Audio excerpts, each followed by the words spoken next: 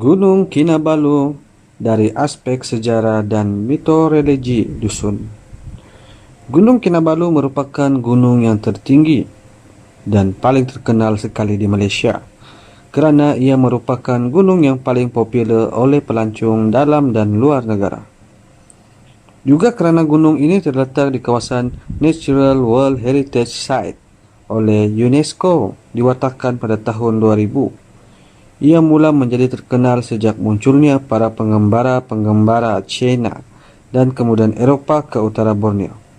Rekod terawal Gunung Kinabalu kemungkinan direkodkan oleh pengembara India, di mana beberapa ilmuwan seperti Bradel dan Lafan misalnya mengatakan bahawa epik Ramayana ada menyebut mengenai satu pulau besar di Asia Tenggara yang memiliki 7 raja, di mana tempat gunung tinggi yang sering dilawat oleh tuhan-tuhan dan dewi-dewi.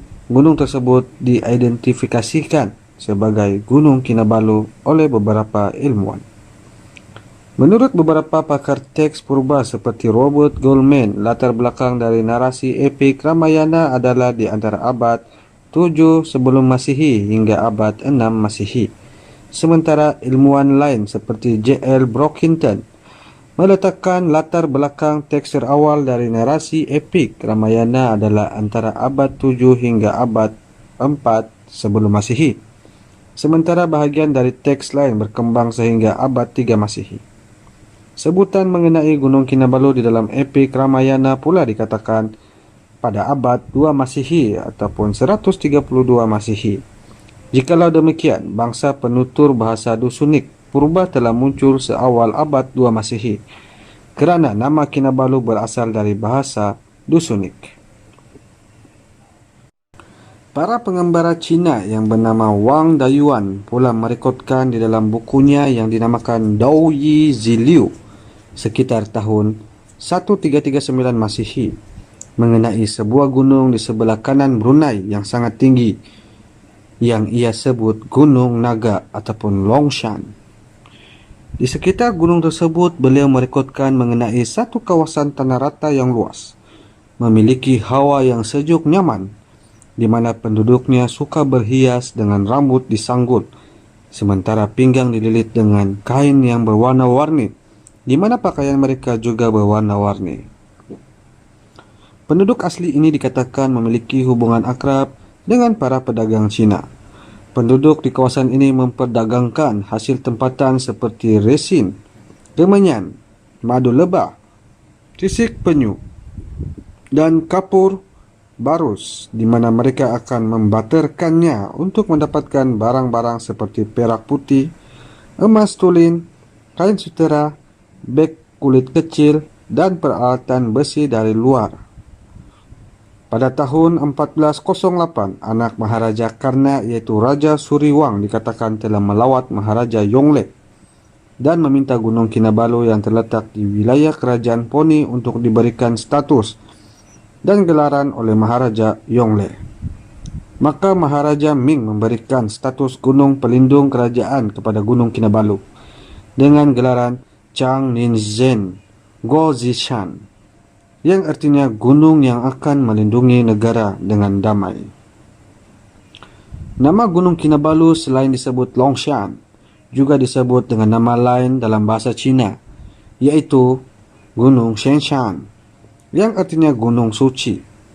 Istilah ini disebutkan oleh penulis Dong Xiangkao yang terdapat dalam bab 325 dalam dokumen Mingxi. Menurut rekod dari China, penduduk asli Brunei ketika itu menyebutkan Gunung Kinabalu sebagai gunung pertama di dunia. Gunung ini mengagumkan kerana dari jauh kelihatan ketinggiannya mencapai awan. Di hilir gunung tersebut terdapat 5 pulau yang disebut Wong Yu, Liu dan Karim 1991 Palang 7. Mungkinkah kelima pulau yang dimaksudkan itu merujuk kepada pulau-pulau dekat kota Kinabalu seperti Pulau Gaya, Pulau Sepanggar, Pulau Suluk, Pulau Mamutik, dan Pulau Manukan? Menurut catatan China, Raja Suriwang, raja yang memerintah Brunei lama Boni sekitar tahun 1408 dan menggantikan Maharaja Karna, Maharaja Ming dikatakan telah menuliskan inskripsi khusus kepada Gunung Kinabalu dan mengirim utusan dari Maharaja untuk meletakkan inskripsi tersebut di Gunung Kinabalu. Rombongan utusan China ke Gunung Kinabalu dipimpin oleh Chang Chen. Pertanyaannya, di manakah letaknya inskripsi tersebut? Walau bagaimanapun, Owen Rata berpendapat bahawa kemungkinan utusan tersebut tidak pernah dikirim ke Gunung Kinabalu, meskipun terdapat banyak cerita lisan dusun mengenai kedatangan orang China ke Gunung Kinabalu.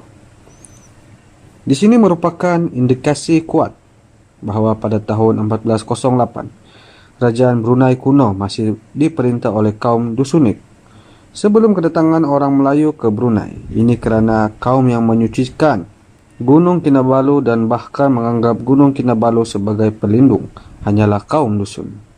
Orang Melayu tidak memiliki kepercayaan religius seperti itu. Cerita mengenai naga di Gunung Kinabalu juga adalah bahagian dari cerita mitologi dusun. Sampai hari ini kaum dusun masih melaksanakan apa yang disebut Kekapan Dogayo Ngaran, menziarahi sinama besar, yaitu aktiviti ziarah kepada Gunung Kinabalu yang merupakan aktiviti tradisi masyarakat dusun yang memiliki kaitan erat dengan amalan religius serta kepercayaan mereka mengenai Kinabalu sebagai gunung suci, di mana ia adalah bahagian terbawa daripada syurga menurut kepercayaan dusun sejak zaman berzaman. Gunung Kinabalu dalam agama tradisi Mongoolian disebut Limpopo atau Koimpowon, merupakan syurga paling bawah di mana ia secara spiritual terletak di antara Sendoton dan Lingkuon, yaitu alam bawah bumi dan alam atas. Mengapa Gunung Kinabalu dianggap suci? Ia tidak hanya berkaitan dengan mitogenesis dusun mengenai asal-usul bangsa dusun. Ia juga memiliki signifikasi dalam etnoreligi masyarakat dusun dan kosmologi bangsa dusun mengenai struktur alam serta penghuni-penghuni di dalamnya. Kerana menurut perspektif masyarakat dusun, Gunung Kinabalu adalah lokasi terpenting di Winoron kerana ia menghubungkan syurga dan bumi, langit dan bumi, di mana nenek moyang mereka yang menganut agama Mongoolian yang telah meninggal akan pergi bersemadi. Lungkowon atau dalam tradisi dusun di Kota Belut disebut Tawan adalah alam syurga pertama di mana Kinabalu adalah lokasi utama bahagian ini. Alam di bahagian ini merupakan alam yang dihuni oleh entiti supernatural yang dipanggil Sambawan ataupun Tompuan, Ton Simong dan juga sosok ilahi yang disebut Kinorohingan Tumana. Kinorohingan Tumana dikatakan suka membantu manusia di bumi yang memerlukan bantuannya. Dalam mitologi dusun, Gunung Kinabalu juga memiliki kedudukan istimewa dalam narasi, di mana ia digambarkan pada zaman purbakala sebagai sebuah batu besar di tengah-tengah laut yang mana mengeluarkan dua entiti ilahi terawal, yaitu Kinorohingan dan Suminundo, yang keduanya kemudian mencipta manusia.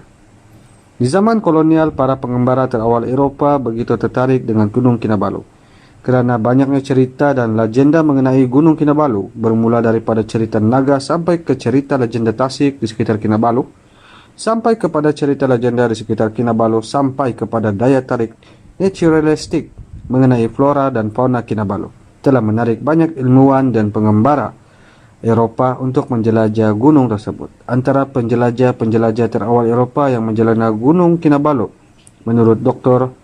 Arhanites adalah Sir Hawk Lau pada tahun 1851, Little pada 1887, Whitehead pada 1887 hingga 1888 dan Dr. Haviland pada tahun 1892.